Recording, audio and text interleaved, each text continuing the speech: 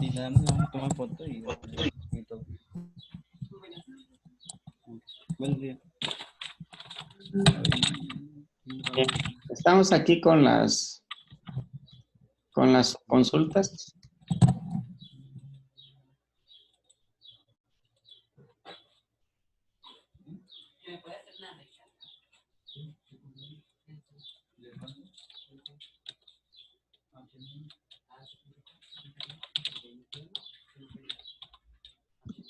Ok, entonces creo que hasta aquí nos quedamos, ¿verdad? Con sus consultas. Pues vamos a trabajar con esta parte de las subconsultas. En este apartado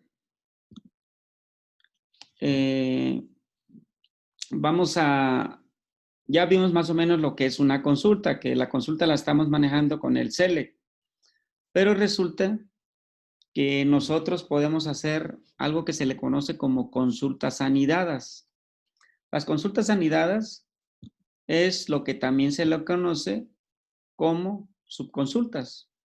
Entonces, sobre eso vamos a ver ahorita. Ese es un tema que yo normalmente no veía porque, según yo, debería de haber quedado, pues, integrado dentro de las consultas, pero creo que tuvimos que abrir este apartado de subconsultas porque creo que así quedará más claro este trabajo que nosotros vamos a hacer. Y entonces, una subconsulta no es más que una consulta dentro de una consulta, o que también se le conoce como consultas anidadas.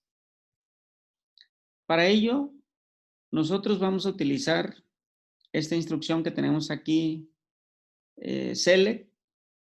Esa es una consulta normal, select. Aquí tenemos número de empleado, coma, nombre, pero también en el mismo select, en lugar de poner un atributo, nosotros podemos aplicar una consulta. El resultado de esta consulta tiene que ser de un valor solamente. Aquí no podemos tener una subconsulta que dé como resultado, por ejemplo, si nosotros estamos haciendo esta consulta de select número de empleado, nombre, y que en esa subconsulta quisiéramos poner, por ejemplo, select asterisco from localidad, por ejemplo. Y entonces, ¿qué me mostraría aquí? En teoría, aquí me tendría que mostrar todos los atributos de todas las localidades. Pero eso no se puede porque aquí me da el acceso solamente para un atributo. Entonces, el resultado de esta consulta tiene que ser un atributo nada más. From empleados. Y luego dice where, y aquí en el where de esta consulta principal pudiéramos tener nosotros otra subconsulta. Entonces, esto es algo que se permite. Después sigue el group by, y aquí se pone cómo agrupamos. Y también dentro del having, acuérdense que el having es dentro del group by, va otra subconsulta. Entonces, en estos lugares, en el select, en el where y en el having, son los lugares donde nosotros podemos crear subconsultas. Bien, espero que esto haya quedado claro porque ahí es donde nosotros vamos a poder insertar esas consultas, ¿no? Bien. Ahora nos dice que una consulta o subconsulta tiene la misma sintaxis que la sentencia select normal. Solamente que hay que tener estas consideraciones. Nos dice que la consulta dentro de otra consulta debe de aparecer encerrada entre paréntesis. Ese es el requisito que debemos de tener. Si nosotros esa consulta no la tenemos encerrada entre paréntesis, entonces no va a funcionar correctamente. Luego, dice, no puede contener la cláusula order by. Eso no lo debe tener, es decir, no podremos ordenar dentro de una subconsulta. Entonces, esta cláusula o esta instrucción no la vamos a poner. También nos dice, no puede ser la unión de varias sentencias select. Quiere decir que este comando union no lo vamos a utilizar. Otra característica, dice, una subconsulta tiene restricciones en cuanto a número de columnas según el lugar donde aparece en la consulta principal. Me voy a regresar a la diapositiva. Por ejemplo, aquí les decía, tiene la restricción de que solamente es un atributo el resultado.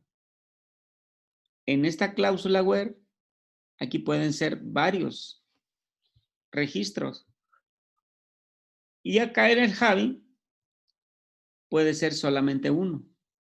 Entonces, esas son las situaciones que nosotros tenemos que considerar, digamos, como que requisitos para poner una consulta.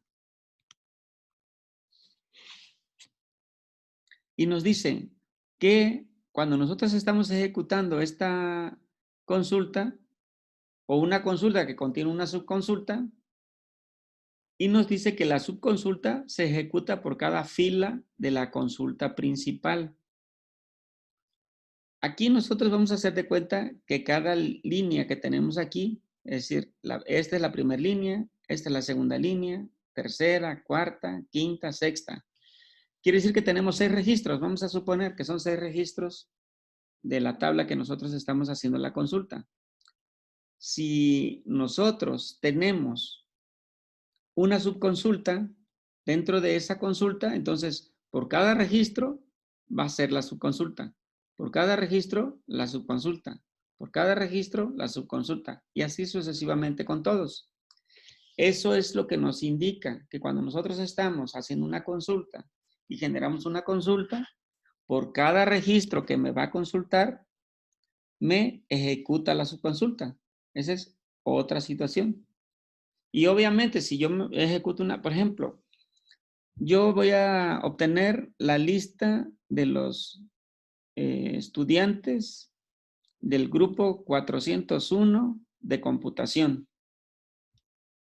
Pero resulta que no nada más quiero la lista de los estudiantes de el 401 de computación de la Escuela de Ingeniería. También quiero el promedio que llevan ahorita. Y entonces me daría como resultado select, el nombre, paterno, materno, y adicionalmente me pondría el apartado este de tener, por ejemplo, el promedio. Y entonces no es lo mismo generar una consulta sin subconsultas que con subconsultas. Entonces, por eso nos dice aquí, cuando nosotros estamos ejecutando una consulta que tiene subconsultas, ralentiza o se vuelve más lenta la consulta. Por este ejemplo que les puse, ¿no? Pero también nos dice que las consultas que utilizan subconsultas suelen ser más fáciles de interpretar por el usuario.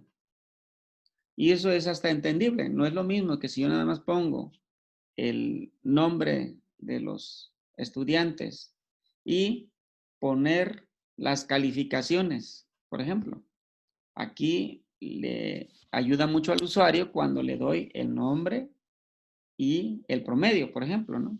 A eso se refiere esto que estamos manejando aquí. Y bueno, aquí hay un asunto de referencias externas. Nos dice que cuando se hace referencia al valor de una columna en la fila actual de la consulta principal, ese nombre de columna o ese nombre de atributo se le llama referencia externa. Y nos dice que la referencia externa es un nombre de columna que no se refiere a ninguna columna de la subconsulta, sino a una columna de la consulta principal. si nosotros estamos ejecutando una consulta y tenemos una subconsulta, en esa subconsulta podemos hacer referencia al valor de los atributos de la columna principal. Entonces, a eso se le conoce como referencia externa. Quiere decir que dentro de esa consulta, nosotros no tenemos ese atributo. Ese atributo lo tiene la consulta principal, no la subconsulta. Y a eso se le llama referencia externa. Y bueno, como nos dice aquí, cuando la subconsulta se ejecuta, acuérdense que la subconsulta se ejecuta en cada fila de la consulta principal, nos dice que el valor de la referencia externa irá cambiando. Pues obviamente, ¿no? Aquí nos pone un ejemplo de una referencia externa. Nosotros acá tenemos la consulta principal, select, tal, from, empleados. Y nos dice que hay una subconsulta que se llama select, nos pide el valor mínimo de la fecha de pedido, from, pedidos, where, rep es igual al número de empleado. Resulta que el número de empleado o numem no pertenece a este valor, a esta consulta, a un atributo de aquí. Numem pertenece a la consulta principal. Está aquí dentro de los números de empleados. Esta es la referencia externa, les decía. Numem no pertenece aquí, a estos atributos de la tabla pedidos. Numem pertenece a un atributo de la tabla empleados. A eso se le llama referencia externa. Y lo que nos dice aquí, en esta subconsulta tenemos una referencia externa que se llama numem, en esta de aquí, que es un campo de la tabla empleados. Esta es la tabla empleados. Origen de la consulta principal. ¿Sí? Nada más aquí para que les quede claro, ¿no? Bueno, nos dice, ¿qué pasa cuando se ejecuta la consulta principal?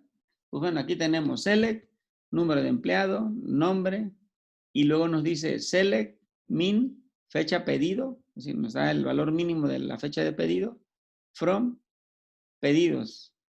Luego nos dice where, rep es igual al número de empleados, y otra vez, from, empleados. Entonces, para empezar, ¿qué valor me deja aquí? ¿Es un valor único o son varios valores? A ver quién me dice. Dentro de la subconsulta. Acuérdense que la subconsulta es lo que está entre paréntesis. Desde el select hasta numemp. Y la pregunta sería, ¿qué valor me deja ahí? ¿Es un valor único o son varios valores? Un valor único. Valor único. Sí, ¿por qué es un valor único? Porque me está dando un solo elemento. Aquí le estamos dando un atributo y ese es un solo resultado que me va a dar, que me va a arrojar. ¿Por qué es un solo resultado? Ah, pues por el where. El where me dice que nada más está haciendo referencia a una fila. Entonces, por eso aquí me está generando un solo registro. Si no tuviera la cláusula where, lo haría para todos. ¿Sí? Nos dice, bueno, ya aquí es la explicación, ¿no? Que nosotros estamos integrando. Y luego lo va haciendo por cada uno. Nos dice, se toma el primer empleado y se calcula la subconsulta sustituyendo numem por el valor que tiene en el primer empleado. Dice, la subconsulta obtiene la fecha más antigua en los pedidos del rep igual a 101, que es el primer empleado. Pasa ese valor y nos vamos con el siguiente registro. El siguiente registro de empleados. Se toma el segundo empleado y se calcula la subconsulta con número de empleados 102. Y así sucesivamente hasta llegar al último empleado. Nos dice, al final obtenemos una lista con el número de empleado que lo tenemos aquí arriba, el nombre del empleado, que me lo está poniendo ahí, y fecha del primer pedido de cada empleado, que es lo que nos está arrojando en esta subconsulta.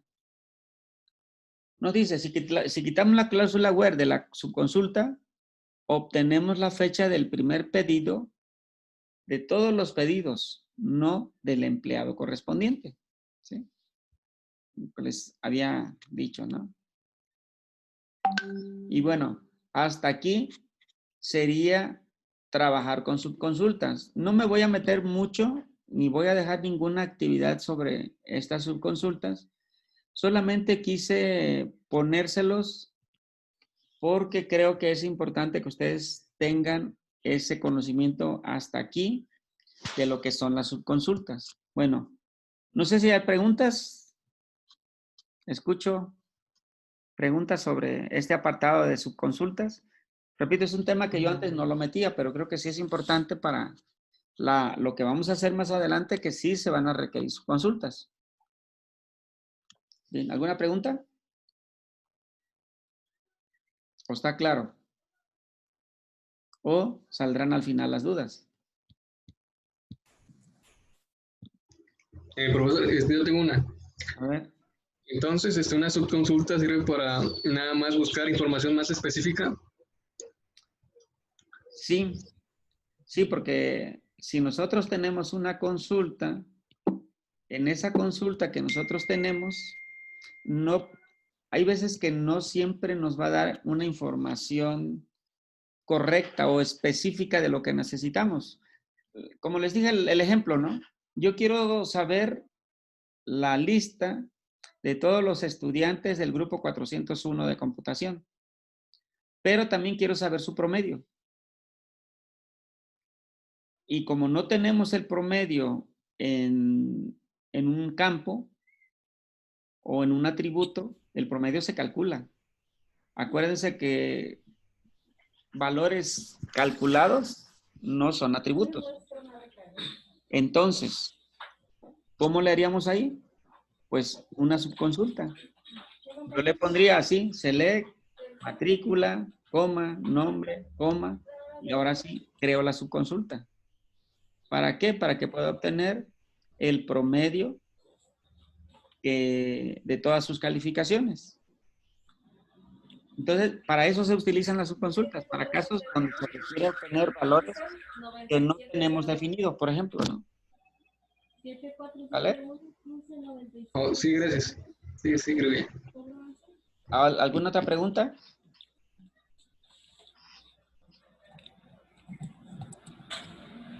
Si no hay preguntas, Profe, entonces, ¿sí? entonces una subconsulta es como una forma de mostrar un campo ajeno a la tabla del select Sí, o cómo. así es, así es, así es. Exactamente es eso. Pero, entonces, ¿no habrá alguna forma de mostrar las claves foráneas con el join? No sé. Eso es otra, o sea, es correcta lo que acabas de decir, pero vamos a ver más adelantito que eso del join y otras maneras de obtener información, se trata del álgebra relacional. Entonces, digamos que es un poquito externo a esto que estamos viendo ahorita. Es el Ok. comentario que me estás diciendo. ¿Vale? Sí, está bien. Ahorita es exclusivamente cómo manejamos las subconsultas. Y si es cierto, la subconsulta, si la estamos manejando en una consulta principal, es porque esa información que necesitamos adicionalmente no está dentro de la tabla que nosotros tenemos. O que a lo mejor sí está, pero nosotros, por ejemplo, a lo mejor estamos en una tabla donde tenemos las calificaciones de todos los estudiantes. Y yo quiero mostrar las calificaciones de todos los estudiantes del grupo 401, pero de este semestre. Y a lo mejor en una tabla sí las tengo, las calificaciones, pero no tengo el promedio. Y entonces puedo generar otro atributo adicional, es decir, una subconsulta donde me dé el promedio de todas las calificaciones que yo ya tengo en esa misma tabla. ¿Sí? Son situaciones que no encuentro ahí mismo y que la tengo que consultar de otra manera. Para eso son las subconsultas. ¿Sí? Bien. Vamos ahora A ver, déjenme ver. Bueno, me voy a salir de aquí. Voy a dejar de compartir. A ver si lo tengo aquí. Espérenme un tantito.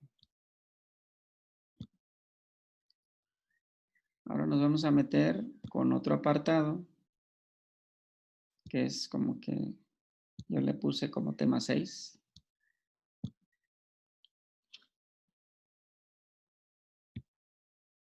Justo es el tema de lo que estaba comentando ahorita el compañero.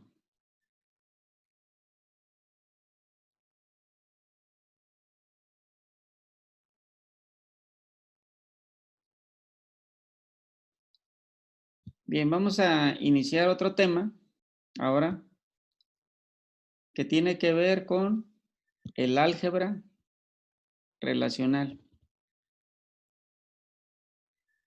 Este tema del álgebra relacional es un tema, digamos, como que lo más,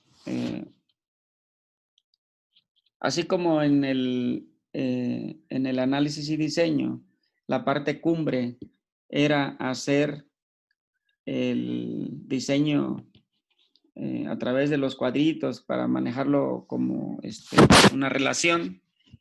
Así aquí el álgebra relacional vendría siendo cómo nosotros de una manera específica vamos a manejar las consultas. Las consultas se manejan a través de esto que se llama álgebra y cálculo relacional. Bueno, esto es parte de lo que vamos a ver. Y bueno, el álgebra y el cálculo, que tiene que ver con relacional, con las bases de datos relacionales, son lenguajes formales asociados con este mismo modelo. Y bueno, de manera coloquial, el álgebra relacional es un lenguaje procedimental de alto nivel y el cálculo relacional es un lenguaje no procedimental y que al final vienen siendo similares. Y bueno, esto es un lenguaje que produce una relación que puede ser derivada usando el cálculo relacional. Las operaciones del álgebra relacional trabajan sobre una relación o sobre una tabla o un conjunto de tablas. Nos dice que lo hace sin cambiar las relaciones originales. ¿Esto qué significa? Significa que nosotros tenemos nuestra base de datos, nuestras tablas, y lo que hace este álgebra relacional es obtener información de una o más tablas sin que altere las tablas o la información que tienen las tablas. Nos dice que ambos operadores y resultados son relaciones. Así, la salida desde una operación puede llegar a ser la entrada para otra operación. Esta definición aplica mucho para cuando estamos manejando consultas o subconsultas. Nos dice, la salida de uno puede ser la entrada para otra operación. Si nosotros tenemos una subconsulta, pues nos va a generar un resultado, que es una salida. Pero esa salida nos va a servir como entrada a la consulta principal, por ejemplo, ¿no? Y dice que se permite que expresiones sean anidadas. ¿Cómo las vamos a anidar? Bueno, con subconsultas, ¿no? Si nosotros tenemos una subconsulta, pues ya sería una expresión anidada.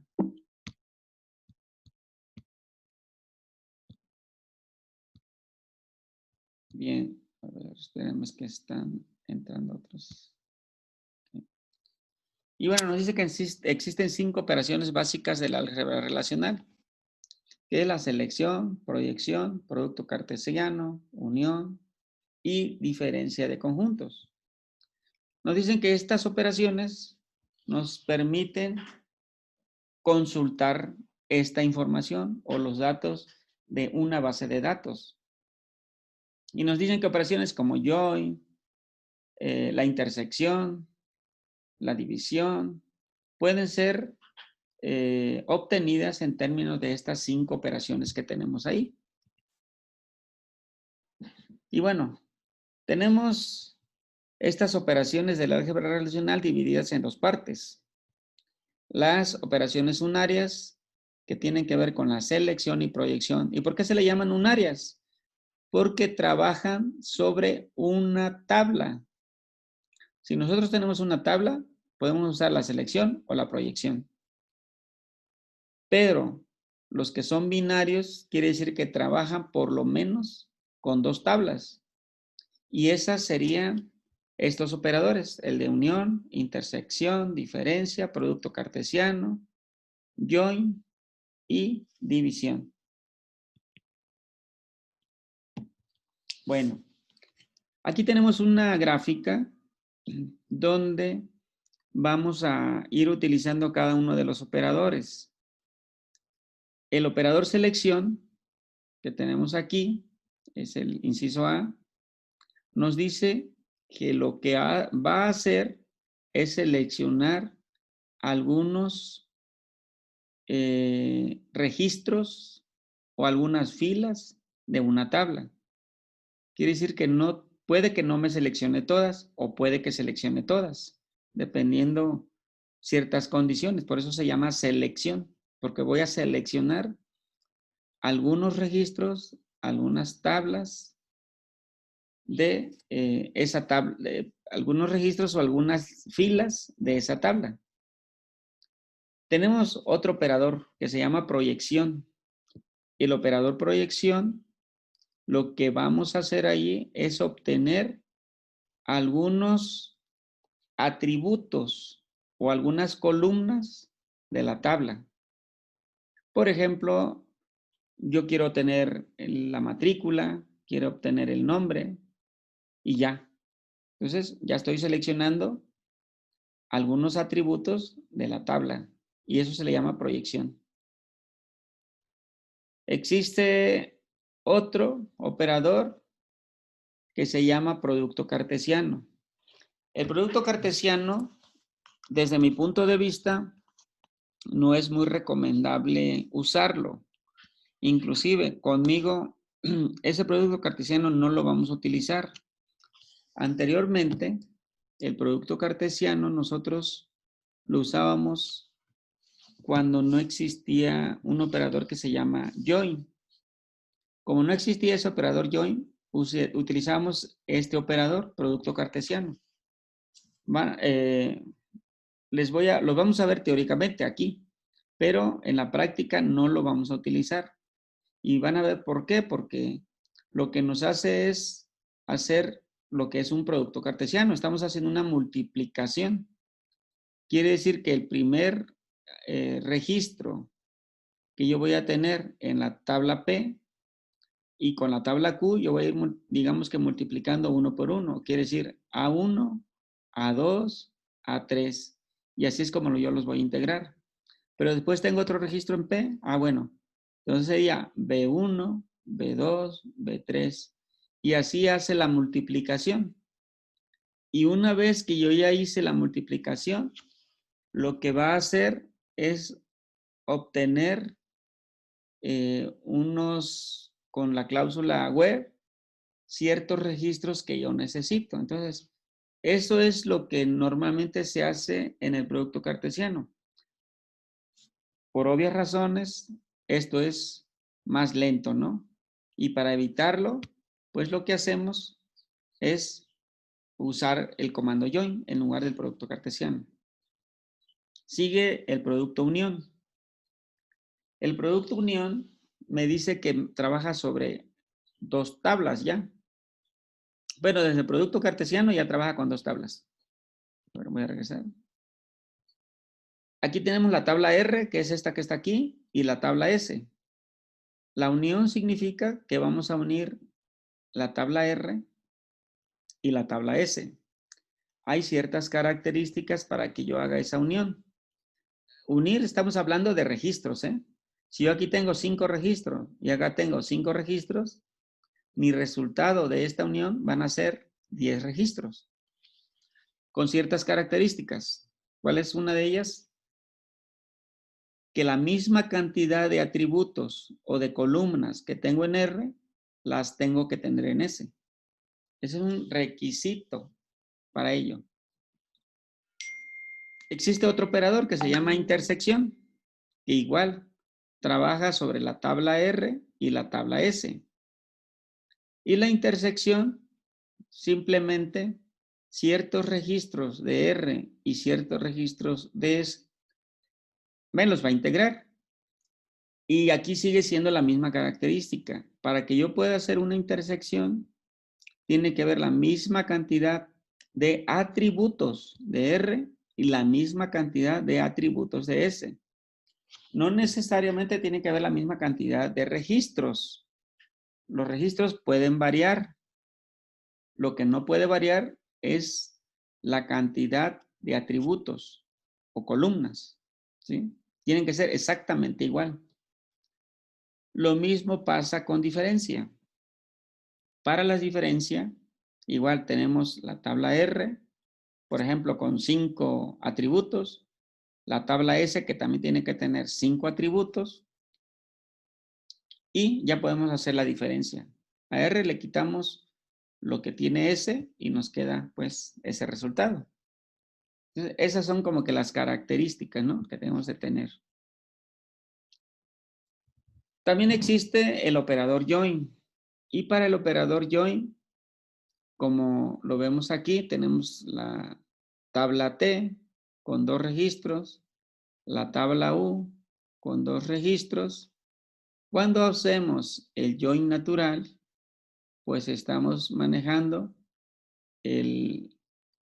para esta unión que debe de haber, tiene que haber un atributo en común para estas dos tablas.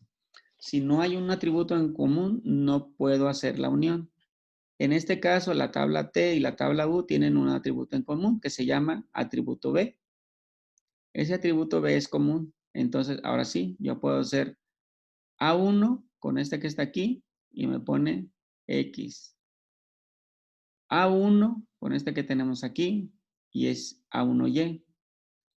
B, dice B2, este atributo en común no aparece acá, por eso ya no se integra. Y esta es como que resultado de nuestro join natural o natural join. También podemos tener algo que se le conoce como el semi-join, el left outer join, y hay otros más. Este es el left, pero hay otro que significa el right outer join. En esta forma en que se está manejando aquí, lo que estamos haciendo es que el semi-join nada más nos está poniendo los valores de A y B y que están también, es decir, los dos atributos A, B, con el atributo, un atributo que está en la tabla U, que es B también. Entonces, A1, pues 1 es el que tenemos acá, entonces ya me lo está poniendo. Y B2, pues no hay ninguno 2, por eso nos deja solamente A1 en el semi-join. En el left outer join, o left join, que también así se le conoce, nos dice que toma como referencia la tabla T y, bueno, considera la tabla U. De estas dos tablas, toma como referencia estos valores. Yo tengo A1. Entonces tengo A1, 1 es el que tenemos aquí y me pone acá, A1X. Luego A1Y, me lo pone ahí. Pero si se fijan, B2, yo no tengo ningún elemento en U, pero sí me los está poniendo. Esa es la característica que maneja el left join, de que me muestra todos los elementos que maneja en la tabla que está, por decirlo, en la izquierda, aunque no tenga ningún elemento en la tabla U. Esa es la característica del left join. Aquí no está, pero existe otro que se llama el right join, right outer join. Ese right outer join quiere decir que de estas dos tablas, la T y la U, la T se considera tabla de la izquierda, left, que fue lo que hicimos. U se puede considerar el de la derecha. Entonces, al hacer esta unión y empezamos por esta, quiere decir que yo aquí tendría 1x con A, 1y con B, perdón, con A también. Y luego tiene aquí 3z. Si estuviéramos usando el right outer join, en lugar de tener esto aquí, tendría yo 3z y sin nada en la tabla T. ¿Sí? Aquí ya no tendría nada, usando el right. Aquí tenemos nada más el left, pero si tuviéramos el right, pondríamos todos los registros de U. Y si tiene o no tiene valor, entonces, si no tiene valor, me lo deja en blanco. Y si tiene valor, pues me lo pone. Pero toma como referencia ya sea el left, que se refiere a T, o el right, que se refiere a U. No lo tiene aquí, repito, el right outer join, pero se los explico porque sí existe. Bien, también tenemos algo que se le llama división. La división nos da como resultado algo que se le conoce como remanentes y tenemos la tabla R y la tabla S. De la tabla R y la tabla S hacemos la división y nos da un resultado y el resultado sería el remanente. El remanente es lo que queda, el residuo de esa división. Y aquí nos pone un ejemplo, ¿no? Yo tengo el elemento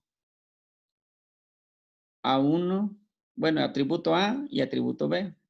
Y ya tengo aquí A1, A2, B1, B2 y C1. Y yo voy a dividir la tabla V con la tabla W. Y en B nosotros tenemos 1 y 2. Y si se fijan, hacemos la división de B entre W, pero considerando los elementos que yo tengo aquí. ¿Y esto qué significa? Que este 1 lo tengo que tener en todos los atributos de A.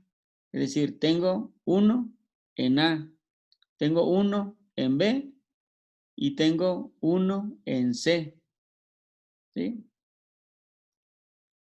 Por eso me lo indica aquí. Luego, tengo el elemento 2. Es decir, a ver, a lo mejor lo estoy confundiendo, pero lo que tengo yo, a ver, se me trabó. Lo que tengo yo en estos elementos de aquí, es decir, tengo 1, 2, si se fijan, nada más tengo 2 elementos, estos los tengo que tener en A, por eso me lo muestra. Ahora, tengo el 1 y el 2, que lo tengo en B, y así me los está mostrando. El 1 lo tengo en C, pero no tengo los demás elementos, es decir, los otros dos. Por eso no me los está mostrando acá, ¿sí? Entonces, ¿cómo leemos esta información cuando nosotros queremos una consulta con estas características? Es, por ejemplo, pudiéramos decir una consulta donde todos los estudiantes